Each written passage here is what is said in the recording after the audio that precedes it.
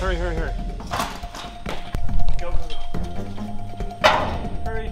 What is up, guys? Welcome back to the channel. I'm Robbie Layton with Robbie Layton Nation, and on this episode, we are working on the Banana again. We're gonna get that roof skin welded. We're gonna get it painted, all the jam work painted out. We're gonna get the inside of the doors, the inside of the rear lift gate, and a bunch of other stuff done. We lost today for good reason. You guys will find out later. We did a collaboration. Let's get to work. Looks good. It's yellow. It's super yellow. Like I said, you're doing a better job than I would have done. Not like on a skill level, but on like a depth level. I'm not saying I could have painted almost this good. I'm happy. Now, we're gonna weld the roof skin on tomorrow. It does look really good. You missed the spot. You're working your way into being the exclusive body guy. That's what I'm talking about, Tuck. The cowl only takes air in on this side. You purposely don't want air to... That hot air gets sucked into the cab at that point. Doesn't want the hot air coming out and going into the intake. Yeah. So before, when I was running it, if the AC was off and I was just running my fan, it was pumping in like 200-degree air because it was coming out of here. That makes a lot more sense. The reason these ones are bent, they put the spare tire in the back, and so they flattened this section out in a circular pattern. In 60, they didn't put the spare tire was up in the trunk, so that's why these ones are unmounted. Yeah, because I was trying to look and I couldn't see what you were talking about. They're just rippled right here because I straightened them out with some vice grips or something. He's a great host. So Matt and his crew's taking off. You guys are gonna find out later what they were doing here. They were pretty pumped. Lizzie liked it, Matt liked it. Trevor, he found something wrong with it, but Tucker liked it. We've got Hillbilly in the back working on the Banana. He's getting the column in it, the pedals. He's got a bunch of wiring to install, so let's get back there. Hey guys, so I'm going to be putting the steering column. I had to put the sound deadener in, and now I can put this in. Steering column bracket. Now I'm putting the brake pedal in. Brake pedal's in. I'm going to install the gas pedal. Gas pedal installed and functioning. Now I'm going to install this rat's nest of a wiring harness. I got all the wiring installed. Now to do the steering column. I'm gonna bolt the shifter up and get it all hooked up. Okay, it's all hooked up and done. Okay, so Hillbilly's been pretty busy today. We're gonna see if this thing will start. Let's see what it does, Hillbilly. Looks like it's gonna run again. That's good news. So everything went back in the way it's supposed to be. I'll show you real quick what Hillbilly's been up to. As you can see, column's back in it, wiring's back in it, pedals are back in, shifter's back in it. He's still got the 4-wheel drive shifter to put back in it. That takes two. That takes two of us, so he hasn't done it. Hood release that needs to go in, a few other minor things, and we'll have the inside all buttoned back up and ready to get a roof skin. Oh, look at this. We got yellow dust everywhere. It's not overspray, it's just dust. Wipes right off. Got a lot of cleanup to do. How's my hair? Beautiful. Perfect. All right, it's time to put that roof skin on. Everybody's been wondering how we are gonna do this. We're going to resistance spot weld the roof skin on. There's a couple of plug welds. It's okay, they're gonna be in the back. You won't see them, blah, blah, blah. We'll go back in, we'll shoot a little paint on the inside, and you'll never be able to tell. We're gonna take you through the process of foaming it, gluing it, and welding it. And don't forget your bubble gum. Bubble gum finishes it all off. I can see.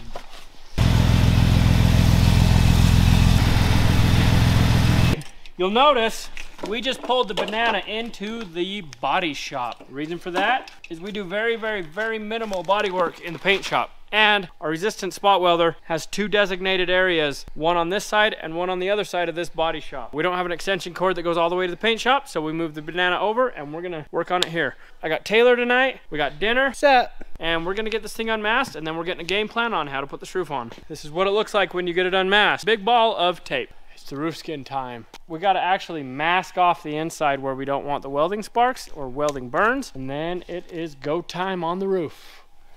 Oh, sorry, hit dinner on the head. Bonk. My bad. What I've got in my hand is some 3M spark paper. We're gonna put this everywhere that we don't want to burn the cage. The front and on the back, on the inside, and then everywhere else we're gonna put welding blankets. Take a little piece, we're gonna tuck it up in here all nice like. It's adhesive backed, so this, see it's sticky. Shove it up in here. And then that'll protect the bar. Our resistant spot welder throws sparks. Just the close-up spots that I don't want to try to put my blankets on. One more thing that's super important. Before you ever weld on the body of a vehicle, these vehicles have lots of electronics inside of them. So unplug your battery, disconnect it, because you have electricity going through that welder. You will fry the computer. Never weld with the battery hooked up. I'm just gonna grind all this. A little bit of overspray got on there from when we painted the inside, so we just gotta prep it back up a little bit. That's all ground up. Now we just need to prep the inside of here. Okay, so Taylor just got finished cleaning up the backside, so we're ready to throw this skin on. Dinner's just getting the porta powers ready. We're gonna push it up to the brace so that when we put the roof skin on, this will get tight up to the roof. Good one, Taylor. I almost got it. Sorry, we had a catastrophe. So as I was saying, porta power's gonna hold the brace so that we can tighten it up to the roof. Right there. Okay, now we gotta pump this one up. All right, we got the bazooka. We're gonna put the high impact glue all the way around this roof skin. First, you gotta purge your tip again. Anytime you get a new tube, you wanna pump out about 1 inch worth of product. That's just the first little bit that isn't mixed as good as it should be. It's a nice little bead. Then we'll spread it out with our acid brush all over the metal. So all our bare metal is covered. So we've got all the edges glued. Now we're gonna glue the body, and then we're gonna sandwich the two together. So you have to have glue on each side, and then you smash them together, and then you resistant spot weld through them, and now you have an inseparable bond. Now that I've got that spread, I'm just gonna brush it into place. And I'm just working all the glue onto my bare metal. Getting this last little bit of glue spread, and then we're ready to do the daunting foam. So when you use a pro spot, you have to have one spot that stays bare metal. That way you can put a spot weld on, and then you can do everything else where you can actually weld through the glue. So I'm gonna leave this one right here. The two spots next to it have to be weld through primered. So here's a little trick. Cardboard, make it just like this. It acts as a mask. It only weld through primes where you put it. Look at that. Weld through primered. Cardboard. It's good stuff. This high impact glue from 3M has a 60-minute work time, so we have no problem getting this on. But the problem we're gonna have is the foam has a 60-second work time. We're really gonna be hustling to get this roof skin on once we put the foam in place. Okay, we gotta think this through, because I'm gonna foam this and we have 60 seconds to apply it. So this rigid foam has a 10-time expansion rate. So whatever we pump out, it'll expand 10 times that. So a little bit goes a long, long ways.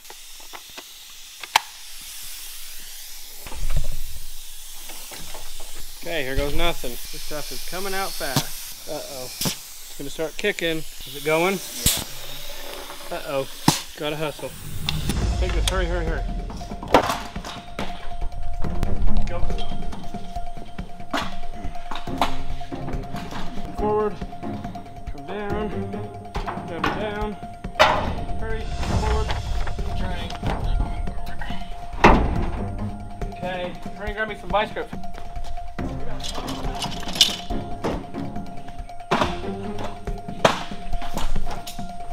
Vice grips over here, hurry, hurry, hurry. Some intense stuff. That was stressful. The scary part's over. We got all the foam set. Now we're just going around and we're clamping the roof skin so that the glue can start setting where it needs to be. And then we're gonna get the spot welder. We have to make some custom spot weld tips that'll fit down in this groove. These were laser welded. Taylor's inside holding a welding blanket. He's protecting everything inside from getting burnt. You always want to use welding protection. Weldy, weldy.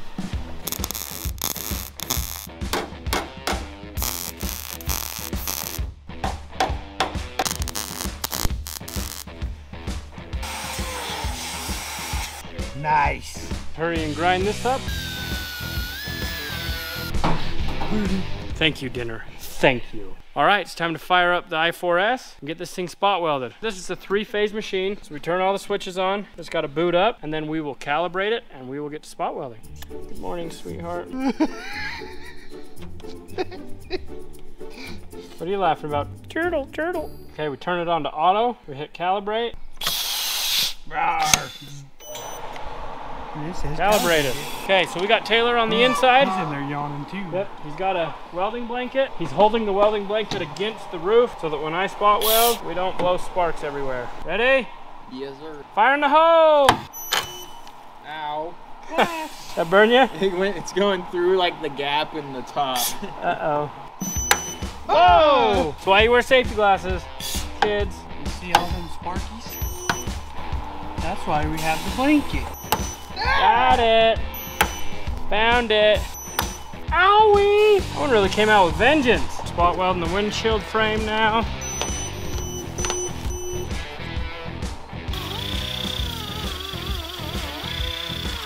Hi! Oh. If anybody wants one of these, they're only $25,995 on special today. Woo! See that flamage? A little cray-cray. Got it.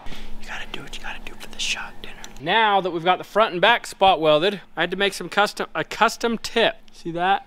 That's what a factory one looks like. I'm gonna use that on the top and that on the bottom. This is so that I can get down inside the drip rail. I will show you how to change the tips on this. Just like that. They're just press fit on. They come right off. We'll put that one on. Just give it a little tap tappy. That one comes right off. And this one we just need to make sure we put in the right spot. Just like that. Dinner with the heavy lifting. Right there, hold it. Oh yeah. It's like Sparks R Us. That was a thick one. We're passing. All right, 3 sides are done. Got all the spot welds in here. All the little dots. Ooh, that shot straight at my ear. All right, every spot weld is spot welded. Actually, not every spot weld on the side is done. Now the only thing we have left is right in here where these clamps are. We got the big dog. So you can see that. So we can get all the way up in it. Kind of awkward, but you have to use the right attachments. Whoa, don't do that. Okay, we got 1, 2 more to go.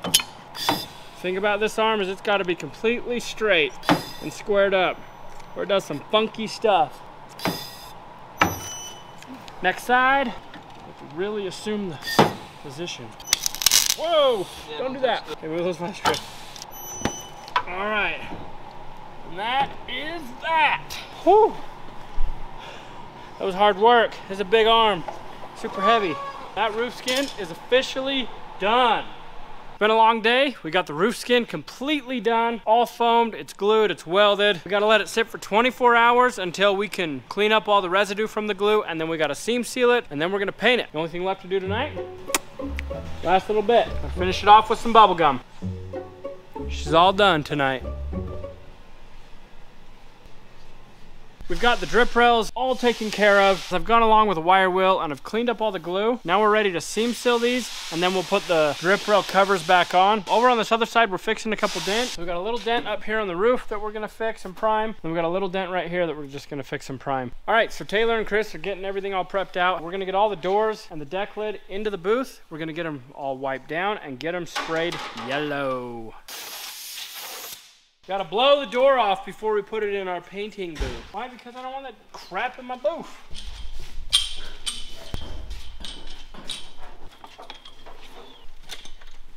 Taylor's gonna help me. Dinner's hanging out for some moral support.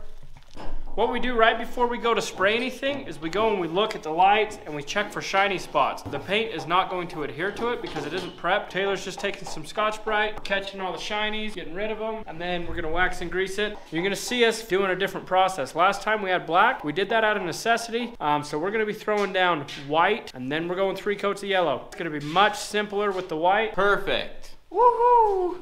It's all gonna be yellow. Let's get these doors shut, and we're gonna get the booth turned on.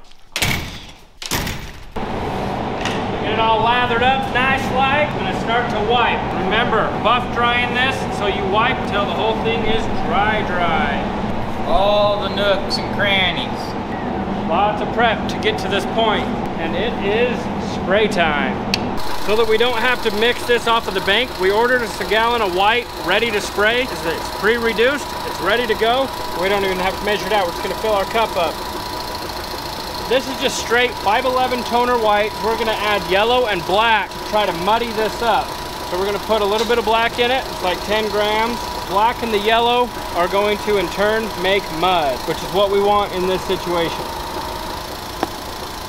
So everything that we mix in our 3M PPS cup goes on the shaker and we shake it up. We use wooden sticks, and I'm a weirdo when it comes to putting a wooden stick inside a paint. I'm afraid that the wood is going to absorb color and it's just going to make things wrong. This one wouldn't be that big of a deal to stir it, but when we're trying to match a color on a production vehicle and you put 1 gram of a toner, I'm afraid that stick could grab some of that color and take it out of the mixture. So I shake everything.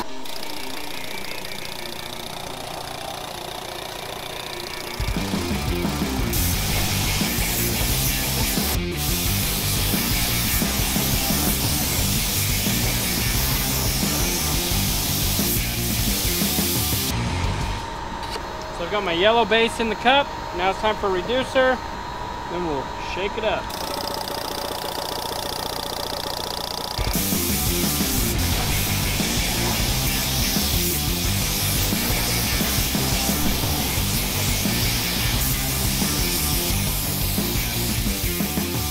This yellow's covering awesome. We're on our last coat. It's gonna look really good. I think Matt and the crew's gonna be happy with it.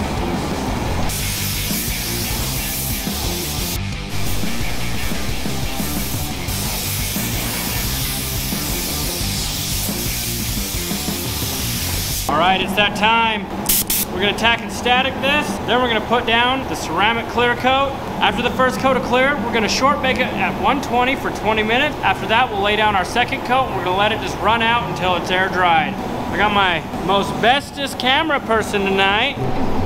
It's Dinner. Dinner's got his PPE on. Look at that. Spaceman. All right, it's go time, Dinner. Let's go.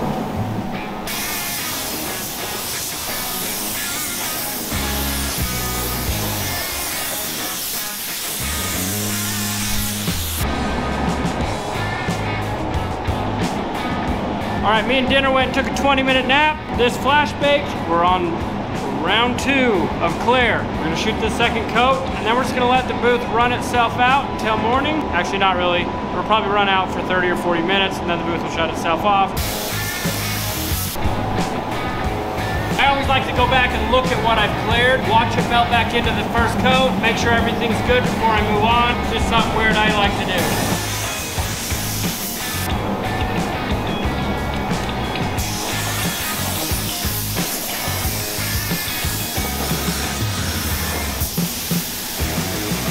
Gotta clean up, roll our hoses up, clean our SATAs, and we're headed home for the night. See those hoses on the ground? When you're done painting, roll your hoses up. You ever seen anything so yellow? Yeah. No. We actually just found a couple little dings that we wanted to get fixed up before we paint the roof. What we're gonna do is, Taylor's got them fixed, we're gonna do UV primer. So we're gonna show you guys how to use a UV light, spray the UV primer on it, and that way we can sand it up and still get this thing painted today and not have any more delays. This is our UV light. We're gonna get this thing extended all the way out. And Taylor's gonna shoot some UV primer. I'm gonna get out of the way. UV primer is cured under a UV light. So it's a primer, instead of chemically curing or air drying, it has to be cured out with a UV light. That's what this light is. And as soon as the UV light hits it, it's cured. It's only for little spots. We don't use it very often, but in this situation, we've got a little dent that we found. Probably like 5 minutes at least. That's deep. Okay, so we've got the UV light up on there. Then as soon as it's done curing, we'll be able to sand it. It's almost like the banana is under a tanning bed. And it is time for the seam sealer. Whoa! Catastrophic failure. We're gonna have to fix that. It's coming out a little bit too fast. It's getting this a little baby. Did you just burp, Dinner? That seriously smelled like asada. That was super kind of you, Dinner, to share your lunch with me. We're just making a happy little brush strokes. Okay, right here. Happy. Ooh, the compressor's mad. And this is bare metal seam sealer. What that is that means that you can go direct to metal. So you don't have to have an epoxy, you don't have to have an etch, nothing. Just right over bare metal. Whatever is inside of it allows it to do that. I don't know, I'm not a 3M chemist, but it works. That's all I know. All right, everything's prepped on the UV primer. We've got it all seam sealed. It's time to roll this sucker in the booth. We're gonna get it masked and we're gonna get this thing sprayed yellow.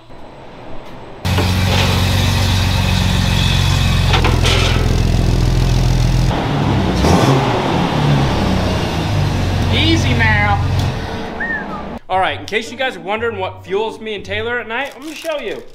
These are the best gummy worms on the face of this earth. And you can only eat the green and red ones. Those ones are disgusting.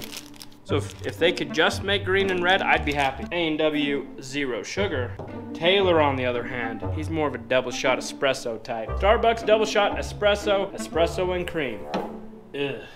So we got two types of tape. This is 3/4 inch, this is 1.5 inch. 1.5 inch we use to edge out, 3/4 inch we use for masking paper. And another thing I'm gonna show you, it's called a soft edge, is we're gonna make that little tail right there. We're gonna fold the tape over itself, which creates a soft edge, so when the paint is applied, it doesn't get a hard edge. Taylor's got some of it already laid out. And across this top right here, I'm gonna show you how to make that. When I first got into collision repair, when I was working for a dealership. You're gonna take the tape, you're gonna fold it over your leg, you're gonna get it just right, and all you gotta do is pull it. See that? Look how cool. You pull it enough, so look at this. There you have it. That's some soft edge tape. We actually have a tool that makes a soft edge. You'll see there's a lot of dust on it. It's a pain in the butt to load tape in that, so it's much easier on your leg. After about one full roll of tape, you'll prefer it on your leg. We're just gonna mask off this edge because all we're doing is jamming this right here. So you just lay it out where you want it, just like that. See this? It's just a floppy little soft edge. We've got all the paper down, we've got all the edges done. You can see we've got everything masked, just in the jams and on the roof panel. So next, we're gonna throw the plastic out. We turn the booth on so that it'll make an envelope around the vehicle and it sucks all the plastic to it. So it's much easier to cut it all out. So what I do is I stretch it, put it here, pull it tight, try to get all the wrinkles out of it. When we put the 1.5 inch tape around the edge, it's sticky right here. So the plastic adheres to it. That's why we do it. And then I'm just pushing this down onto it and I will trim the plastic away and it'll be taped. It's all masked up, plastic's on. You can see we've cut it all out, we've taped it all. And we're ready to wax and grease this and get our sealer down, then our white base, then our yellow base, then that clear coat. And what sealer is this is gonna cover up any of the scratches or imperfections. It's gonna lock everything in so we can put our base coat over top of it.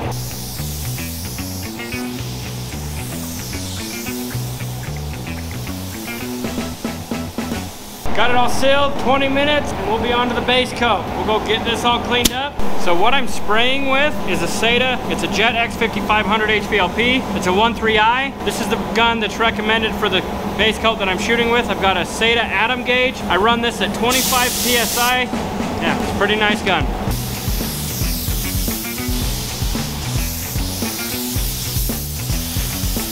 We're gonna go mix up some yellow, get that in the sprayer. Got the yellow loaded. We're gonna turn this thing into a banana. Taylor's just getting a blow tack and static, and then we'll be ready to spray some base.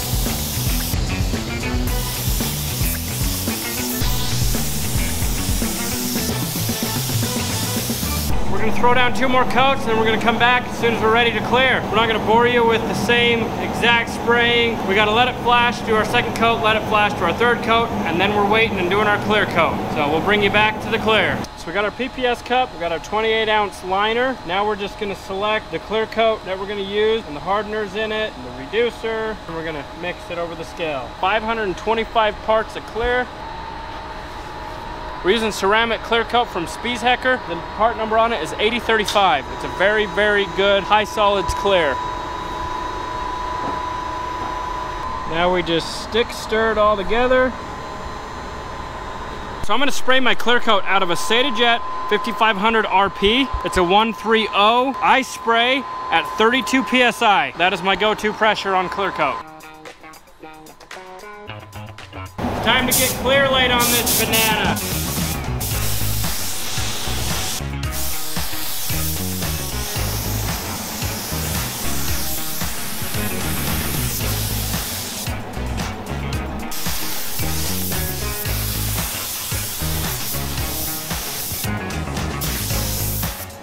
First coat is done. We're gonna go out, we're gonna flash bake at 120 for 20 minutes, come back in, get that second coat on. It's already looking awesome. Doesn't even need a second coat, but I think that second coat's just gonna really be the cherry on top. I've been talking about flash baking, but I haven't explained why we are flash baking this clear coat. Clear coat is over 50% solids, and so when you lay down clear coat, there's solvents that are trapped that have to escape out before you put more clear coat over it. So we flash bake it, which basically in turn it forces those solvents to the surface and they evaporate, so that when we put our second coat in, we don't get what's called solvent pop. Solvent pop is when you haven't let your first coat dry enough and you get little dots everywhere. That's the solvent trying to escape that you didn't allow the solvents to come out of your clear coat. So we flash bake this and it is so much better. Coat number 2 coming right up.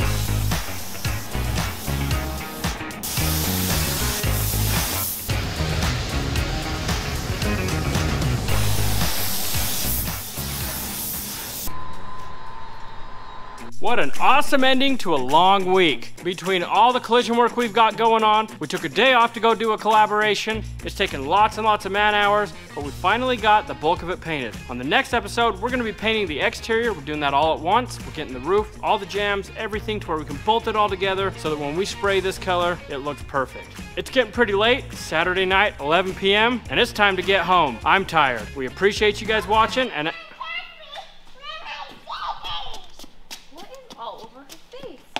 And as always, we appreciate you guys watching, and we'll catch you on the next one. Thank you.